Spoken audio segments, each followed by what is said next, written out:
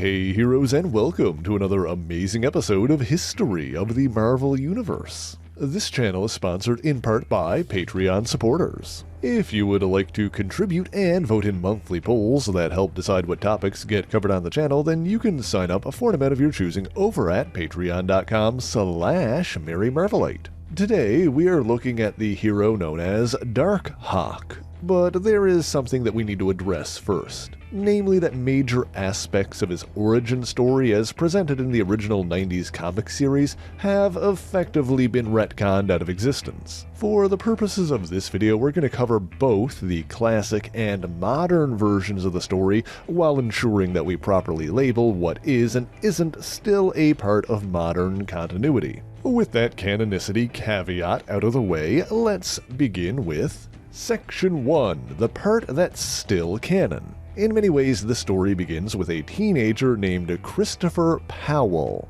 Born and raised in Queens, New York, Chris was the son of a police officer named Michael Powell and District Attorney Grace Powell. He attended Midtown High, the same high school that Peter Parker had graduated from, and had a number of friends there, including a girl he dated named Cheryl Colin. He also had two younger brothers, fraternal twins named Jason and Jonathan. Now, Chris idolized both of his parents as his mother worked to build a case against the crime lord Philippe Bazin. But what he didn't know was that his father, Mike, was a member of a secret cabal of former and current police officers who sought alternative methods of dealing with criminals. Wanting to get an edge against crime, as Mike often put it, they made a deal with a trio of former Stain International employees who created for them a suit of armor based on old designs that Stain had stolen from Tony Stark. However, to finance this endeavor, they took bribes from local crime lords, ironically including Philippe Bazin.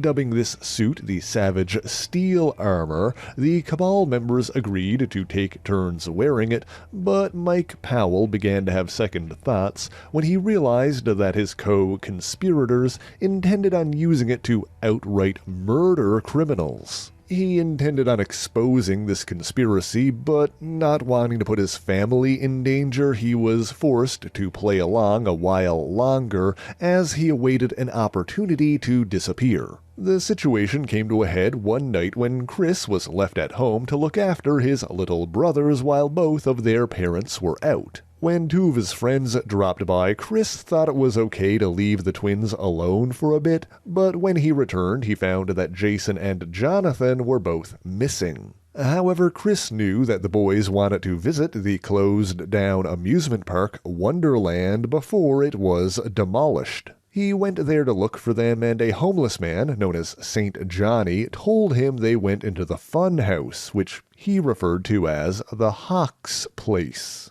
Sure enough, Chris found the two kids there, but he also came upon an unexpected sight: his father receiving a payoff from one of Philippe Bazin's agents. Making matters worse, the deal went sour when Mike and the agent got into an argument, and when one of the goons spotted the kids, Chris leapt into the fray to save them before the three brothers fled from the armed gunman. Desperate to save his brothers, Chris hid Jason and Jonathan in a nearby closet, and as he searched for a weapon or something that could help him survive, he came upon a mysterious crystalline amulet. Taking it in his hand, Chris found himself instantly transformed into an armored android with superhuman strength. This form had various weapons, including a claw on the right wrist that could be fired as a grappling hook, an energy beam that could be shot from the amulet itself, which sat in the chest of his android form,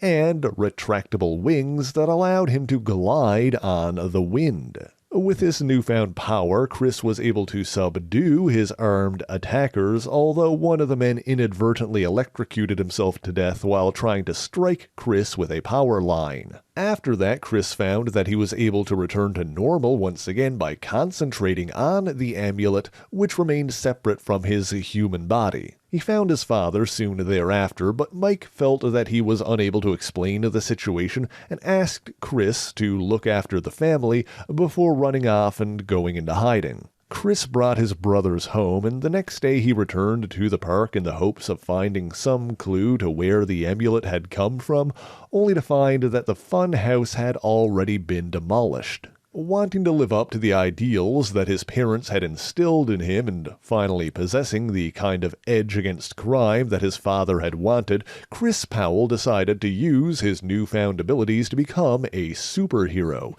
and soon decided on a name when he thought that he heard the vagrant St. Johnny say that power needed to be used and not abused by a Darkhawk. However, when Chris turned around to question him, Johnny was nowhere to be seen, having seemingly disappeared. Like most novice heroes, Chris initially struggled to balance his personal life with his career as Darkhawk. He confronted Philippe Bazin himself, threatening the crime lord's life, which led to a battle with the hobgoblin Jason Macendale, who previously operated as the mercenary Jack-o'-lantern. During that conflict, Darkhawk teamed up with Spider-Man, who chastised the new hero for wanting to kill Bazin, comparing him to the Punisher. Chris was initially annoyed by that criticism, but later met the real Punisher and realized that he didn't actually want to be a killer. During these early days, he also encountered the armored vigilante Savage Steel,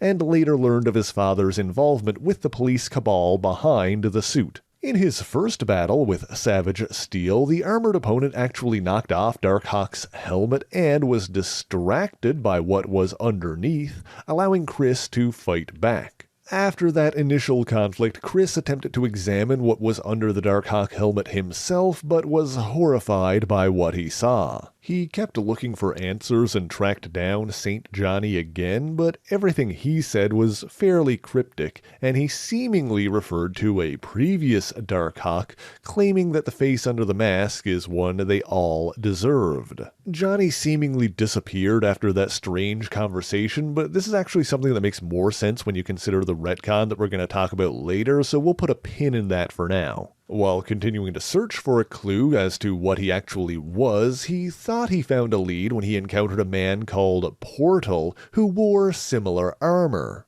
Portal, however, was actually a Native American mutant named Charles Littlesky with the power to create dimensional gateways. Prior to meeting Darkhawk, he was lost in the multiverse for a time, during which he battled and killed an alien criminal named Kister, and took the armor from him. And so not only was Portal simply wearing the armor's outer shell rather than inhabiting an android body like Darkhawk was, but he didn't actually know anything about where the armor originally came from either. While these mysteries lingered, Darkhawk soon found his place in the Marvel Universe, battling alongside established heroes and facing notable foes on multiple occasions. He also repeatedly clashed with Philippe Bazin, notably battling his superpowered minion Lodestone. That feud ultimately culminated in a battle in the Caribbean involving Darkhawk, Bazin, and Chris's father, Mike Powell. During the fight, Mike was badly injured and seemingly used the last of his strength to save Darkhawk by fatally shooting Philippe Bazin. It eventually turned out that both men had narrowly survived this, and while Mike ultimately made a full recovery, Bazin did not, and was left in a virtually catatonic state, unable to speak or move. In any event, it seemed as though Chris would finally learn the truth of the amulet's origins when he encountered yet another similarly armored opponent, one who called himself Evil Hawk, which of course brings us to Section 2, the original origin story, the one that is no longer canon. This story begins several years ago with an alien crime lord from the planet Luke named Dargan Bach. Annoyed by the tedium of having to recruit and train replacements for those who died while working under him, Bach hit upon an idea. If he could develop a method of producing expendable but infinitely repairable soldiers, he could use them not just for his own purposes, but would make a considerable profit by selling to the highest bidder. While not a scientist himself, Bach had the power and influence to gather individuals from across the universe whose expertise could be exploited. On one world, he found an alien named Mandu, who had developed a method of transferring a sentient being's consciousness out of their body and storing it elsewhere. While this technology was intended to be used for medical purposes, Darkhawk forced Mandu to work for him by taking his family hostage. On another planet half a light year away, Bach hired a woman named Mandasia, who had invented a teleportation system that would allow two beings to switch places. For her, a sizable payment in valuable gems was sufficient incentive. Another woman, Gracia, studied telepathy and was blackmailed into serving Bach when he obtained proof of a murder that she had committed in her youth. Keeg was a scientist whose people were threatened by a techno-virus that converted those infected into machines before he successfully developed a method of controlling and containing said virus. To force his subservience, Darkhawk captured Keeg and implanted an explosive device in his neck. There was also Aksh, a contemplative scientist whose life work culminated in the discovery of an alternate dimension called null space. When Bach approached him mere weeks after this breakthrough, Aksh opted to join him simply out of intellectual curiosity. Darkhawk even enlisted a human from Earth, a man named Byron, whose work revolved around the creation of weaponized androids. For him, it was the threat of torture via electrocution that coerced his compliance. The scientists were brought into null space, where their work was overseen by Bach's more scientifically gifted brother, Dargan Rhine. Together, they combined their technology and expertise to develop 5 prototype android bodies that a sentient humanoid could transfer their mind into. For each android, there was an accompanying jewel, an amulet that could be activated, causing the wielder's body to instantly switch places with the corresponding android, which their mind then assumed control of. Furthermore, any damage done to any of the android bodies while active would be automatically repaired upon switching back. However, as their work neared completion, even those who joined Darkhawk willingly grew to resent his dictatorial ways, and the scientists began plotting against him. They avoided the watchful eye of Dargan Rhine before ultimately inhabiting the completed androids themselves, using them to rise up against Bach and his crew. In the ensuing battle, the android piloted by Mandasia was badly damaged, forcing her to switch back to her other form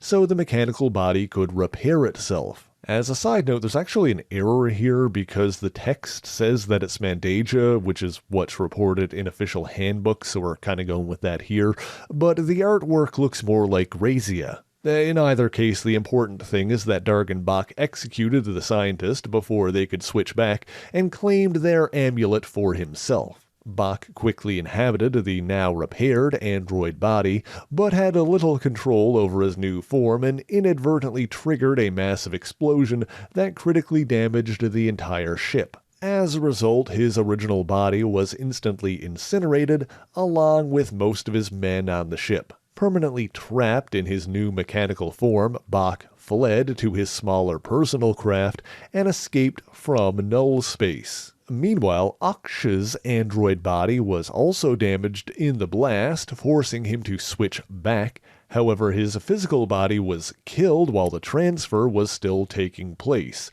which in turn caused his consciousness to instead be shunted into the computer system of the ship itself. As a chain reaction caused more explosions to tear through the ship, Byron and Mandu attempted a desperate escape of their own. With seemingly no way of saving either pair of bodies, they attempted to use the same kind of mental projection technology their amulets utilized to send their minds to Byron's home planet, Earth. At the same time, Aksh's mind was able to take control of the ship and not only prevented further destruction, but was able to begin repairing the damage. However, he was too late to save anyone still remaining on the ship. Furthermore, he was unable to discern a method of escaping null space, but ultimately decided that he would remain there to protect and repair anyone and anything he encountered. While all of that was happening, a pair of researchers on Earth named Ned Dobbs and John Train were conducting experiments involving extrasensory perception. The equipment they used served as a conduit for Byron and Mondu's minds as they were projected from null space, allowing them to take over Train and Dobbs' bodies respectively. The energy from that transfer also left a scar on Dobbs' face, which was in the shape of a hawk. In these new human bodies, Byron and Mordu pooled their knowledge, working together to build another amulet in the hopes of investigating their null space craft and, if necessary, protect themselves against Darkhawk. However, the minds of John Train and Ned Dobbs soon began to reassert themselves. The two men attempted to contact the Fantastic Four for help, but with two minds vying for control of each body, neither one was able to speak coherently, and they were dismissed as raving lunatics. Byron and Train were left particularly disheveled by their combined form and turned to alcohol to dull the pain, soon becoming a transient known as St. Johnny. The Mondu-Dobbs fusion, meanwhile, seemed to fare better and usually just used Ned Dobbs' name, but also became known as Predecessor. Too mentally addled to continue their work, Johnny and Ned hid the amulet they created in an abandoned amusement park, unable to even remember its significance. Darkhawk was apparently watching all of this from afar, and as Chris Powell found the amulet and became Darkhawk, Bach took the name Evil Hawk. Before arriving on Earth himself, Evil Hawk infected St. Johnny with the technovirus that threatened Keeg's people, causing him to transform into a deadly machine that attacked Chris. After that, Evil Hawk attacked Darkhawk himself, completely obliterating his android body. However, Chris's consciousness survived as it was pulled back into his original body and awakened in the null space ship, where Aksh told him about Darkhawk. Evil Hawk followed soon after and attempted to steal Chris's human body so that he would no longer be trapped in android form, but in the end Chris successfully reclaimed his amulet and transformed into Darkhawk once again, inhabiting an identical android body that the ship had rebuilt. In the ensuing fight, Evil Hawk attacked with a powerful blast, but Darkhawk deflected it, destroying his opponent's android form once and for all. Aksh then successfully sent Chris back to Earth, allowing him to continue his heroic career as Darkhawk. Meanwhile, with Evil Hawk gone, St. Johnny was able to regain control over himself and return to human form as well. He reunited with Ned/Predecessor, and the two continued to watch over Chris, which brings us to Section 3, the other stuff that happened before the original origin story got retconned, some of which may or may not still be canon. After these apparent revelations, Darkhawk continued to operate as a hero, and even sometimes as a member of various teams like the New Warriors, the West Coast Avengers, and the Secret Defenders. Suffice it to say, we don't have nearly enough time to cover all of his exploits here today, but he did do plenty of stuff that is still in modern continuity. While Philippe Bazin was defeated, Chris did have to contend with his two children, Broderick and Allegra, but of course their efforts ultimately came to naught as well. As for the cabal of vigilante policemen who wielded the savage steel armor, they eventually fell apart due to infighting. One of their members, Jimmy Zafar, claimed the armor for himself and became its sole operator. As a friend of the Powell family and one of the group's more level-headed members, Zafar hoped to use the Savage Steel identity for good, and even became an ally to Darkhawk. Now, there were also events during this time for which the canonicity has become fairly muddled in modern continuity, but we'll press on regardless with that caveat. Namely, there was a point at which Aksh supposedly brought Darkhawk and St. Johnny into null space once again and tasked them with gathering all of the missing amulets. To accomplish this, Chris and Darkhawk were effectively split into two individual entities, allowing both bodies to operate independently. Essentially possessing a copy of Chris's mind, Darkhawk was also outfitted with a sleeker and more powerful android form.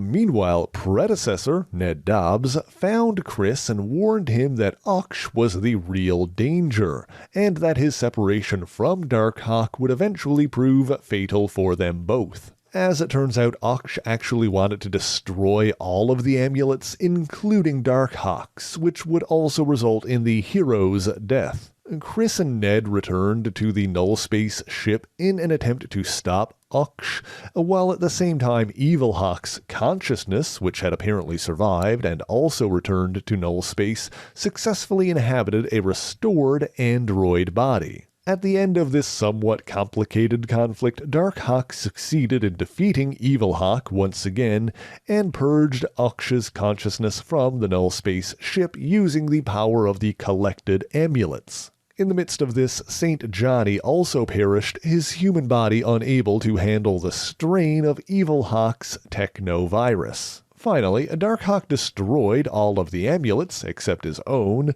the energies of which also left him and Chris able to exist as individual entities without negative side effects. In fact, at that time, predecessor told them that they actually couldn't be re-merged. In the wake of this, Chris introduced Darkhawk to his parents and confessed his previous dual identity. After that, Darkhawk spent some time in space and clashed with a group of alien criminals called the Mahari. This was the same group that Kister was a part of, the criminal whose armor was stolen by Portal, and so they also sought vengeance on him. Naturally, this conflict ultimately brought Darkhawk back to Earth, where he joined forces with Portal and predecessor against this alien menace. Meanwhile, Kister's original body was still in the null space ship, trapped there in stasis since his android body was destroyed by Portal. At the height of this conflict, the Mahari succeeded in seizing control of the null space ship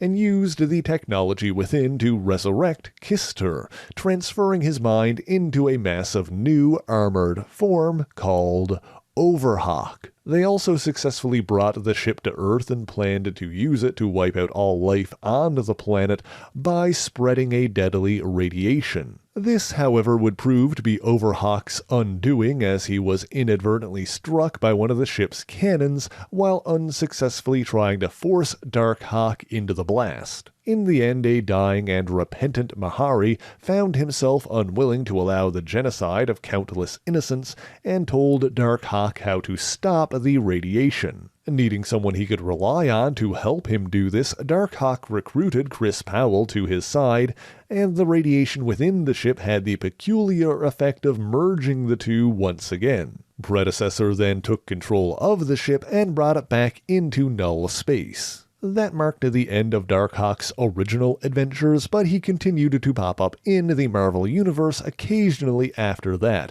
albeit in his original android body and not the sleeker updated one. After Chris Powell became an adult, a former vigilante named Phil Urich, who had operated as a more heroic version of the Green Goblin, encouraged Chris to quit as well, and to join his support group Excelsior, the members of which were later known as the Loners. That's kind of another story, but it is worth noting that there was an incident in which Phil briefly stole Chris's amulet and transformed into a unique green version of the Darkhawk android. Interestingly, when Chris made contact with the amulet while it was still in Phil's chest, he was able to transform as well, inhabiting the sleeker second Darkhawk body to fight him. This confirms that one amulet is capable of summoning more than one Darkhawk body at once, which is relevant when we consider Section 4, the Retcon. It seems that Chris's retirement would not last forever, and everything he thought he knew about the Darkhawk amulet was shattered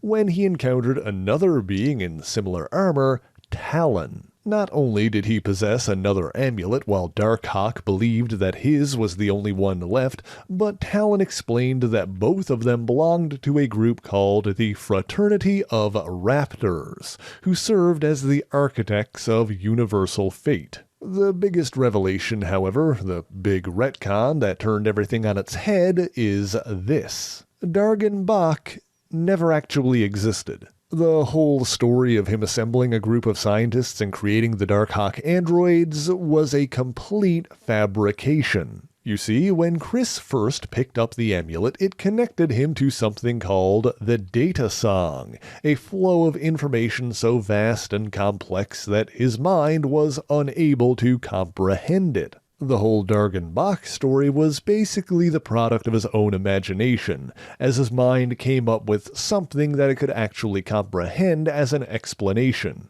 And so Evil Hawk wasn't actually an alien criminal, but a separate configuration of the Darkhawk armor. In one sense, a delusion made real. This is why it was important to note that, yes, the amulet did demonstrate the ability to manifest two separate android bodies simultaneously. Now, while this raises a whole slew of unanswered questions, there are actually some things from his early adventures that do make sense with this in mind. For example, the multiple times that Chris thought he heard St. Johnny say something related to Darkhawk, only for nobody to be there when he turned around and looked. There's also the fact that when Evil Hawk first arrived on Earth, his ship actually emerged from the amulet itself, ostensibly because he was using it as a conduit to travel there, but now we know better. And of course, the idea that Evil Hawk's consciousness survived his body being completely destroyed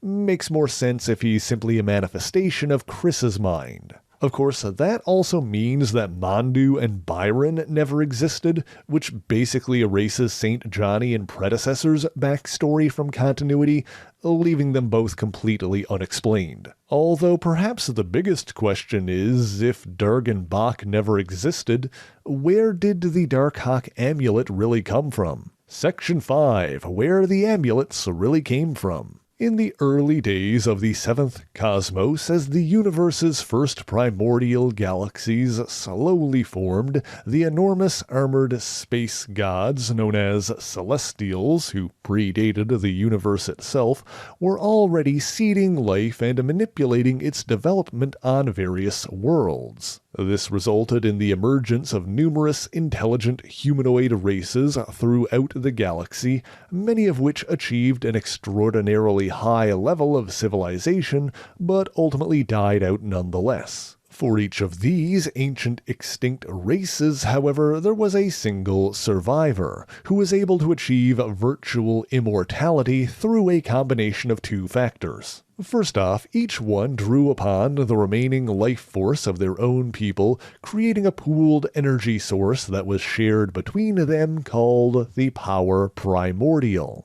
Second, each one fully devoted themselves to a single all-encompassing obsession that allowed them to maintain their will to live for billions of years. They became commonly known by the names which reflected these obsessions, such as the Collector, the Grandmaster, the Possessor, the Champion, the Runner, and so on. Regarding each other as siblings due to their shared origins, this otherwise eclectic group collectively named themselves the Elders of the Universe. One of these elders was a man named Ord Zyans, whose obsession was the creation of natural beauty through the cultivation of plant life, and thus he became known as the Gardener. He traveled the cosmos attempting to bring life and beauty to places where none existed. Eventually, this brought him to one of the most inhospitable and lifeless realms in the known multiverse,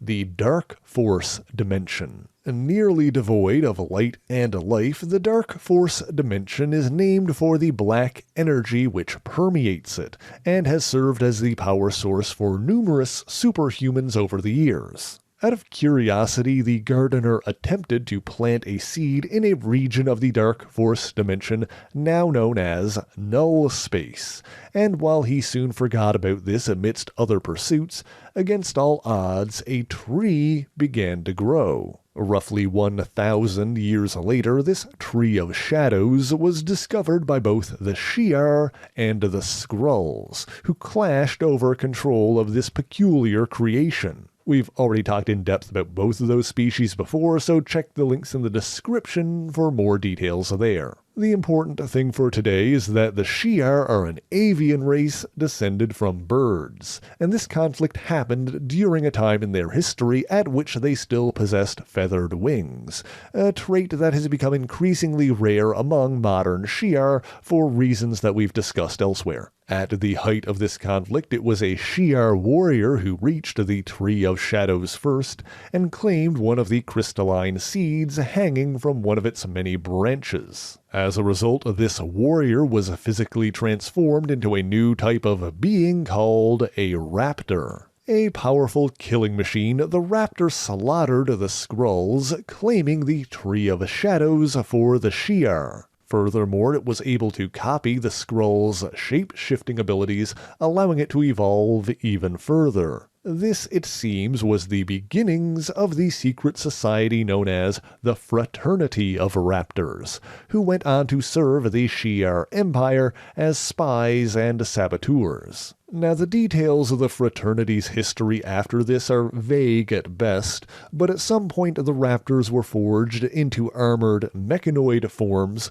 which could take on a variety of configurations. According to one source, the Raptors were modeled after the hawk god Retcon, otherwise known as the Star Hawk. The Shi'ar believed that Retcon was a natural predator to the cosmic Phoenix Force, and it's been said that the Raptors were intended to serve as a synthetic alternative, an army that not even the Phoenix could stop. It's been said that the fraternity is backed by deadly black sorcery, and so it's possible their android bodies were created by magic, science, or perhaps even a combination of the two. The Raptors were also inextricably connected to the null space where the Tree of Shadows resided. In order for them to operate in the universe proper, each Raptor was connected to an amulet through which their armored form could be activated. While not active, each of the thousands of Raptors waited in null space, sealed within a crystal hanging from the Tree of Shadows. These crystals were then guarded by winged creatures called the Servants of the Source. For a raptor to be summoned to the universe proper, another sentient being would need to activate their corresponding amulet,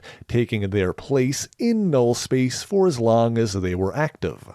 Because of this, the Raptors have been described as something akin to a race of sentient fighter jets that are fueled by the souls of their sacrificial pilots. These amulets also served as a conduit for the Data Song, which is an expansive repository of information and psychohistory that each Raptor could access. Over the following generations, the Fraternity of Raptors purported themselves to be the architects of universal fate, as they used war, violence, and bloodshed to advance their great purpose of maintaining the strength of the Shi'ar Imperium. However, as more time passed, their numbers evidently dwindled, with fewer Raptors active at any given time, until eventually every amulet was without a host, and the fraternity waited in null space for the day they would be awakened once again. Of course, there were still amulets scattered throughout various dimensions, including one that was found by the alien criminal Kistur,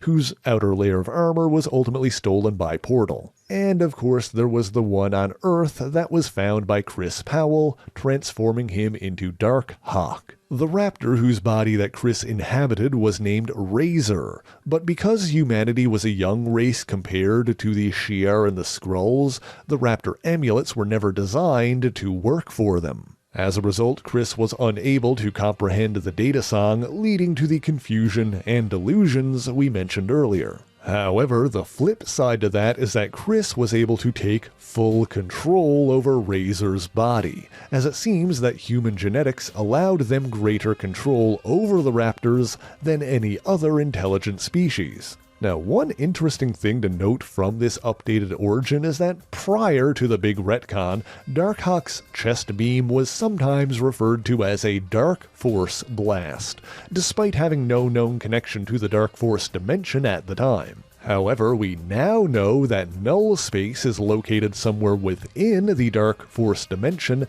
thereby establishing such a connection. But we can also assume that the Raptors having some form of shape-shifting ability is also what allowed Darkhawk to manifest in a variety of configurations, including Evil Hawk and the one used by Phil Urich. There are, of course, more Darkhawk tales to tell, but I'll leave those for you to explore yourselves. If you'd like to read them, here's what to look for. First, there's the War of Kings event, specifically the miniseries War of Kings Darkhawk and War of Kings Ascension. Then there's the Legacy issue Darkhawk number 51, followed by another limited series, Infinity Countdown Darkhawk. Finally, there's one last one-shot called Darkhawk, Heart of the Hawk, which brings an end to Chris Powell's story, at least for now. Alright, that's all I have for you today, and thank you so much for watching this video. If you enjoyed it, be sure to leave a like, subscribe to the channel, and share it on your favorite social media.